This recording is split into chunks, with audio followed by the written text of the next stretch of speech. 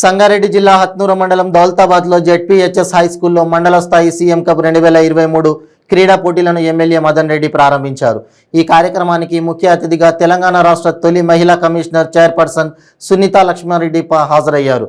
ఈ కార్యక్రమంలో ఎమ్మెల్యే మదన్ రెడ్డి మాట్లాడుతూ 15 సంవత్సరాల నుంచి 30 సంవత్సరాల లోపు గల యువతీ యువకులకు క్రీడల్లో పాల్గొనే అవకాశం కల్పించడం జరుగుతుందని అన్నారు. ఖోఖో, వాలీబాల్, కబడ్డీ పోటీలను చేపట్టడం జరుగుతోందని అన్నారు. గెలుపొందిన క్రీడాకారులకు ప్రత్యేక బహుమతులు అందజేయడం జరుగుతోందన్నారు. ప్రతిభ చూపిన యువతీ యువకులకు జిల్లా స్థాయికి ఎంపిక చేయడం జరుగుతోందని ఎమ్మెల్యే మదన్ రెడ్డి అన్నారు.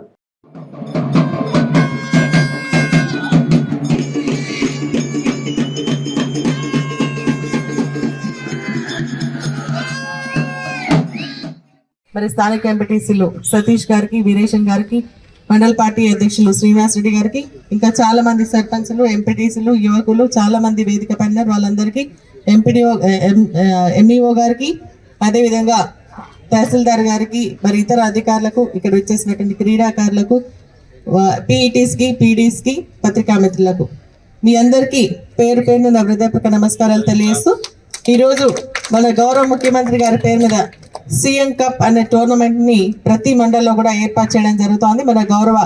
మన స్పోర్ట్స్ మినిస్టర్ అనేటువంటి శ్రీనివాస్ గౌడ్ గారు మరి ఈ ఒక అవకాశాన్ని క్రీడాకారులు ఉపయోగించుకోవాల్సిందిగా నేను విజ్ఞప్తి చేస్తా ఉన్నా.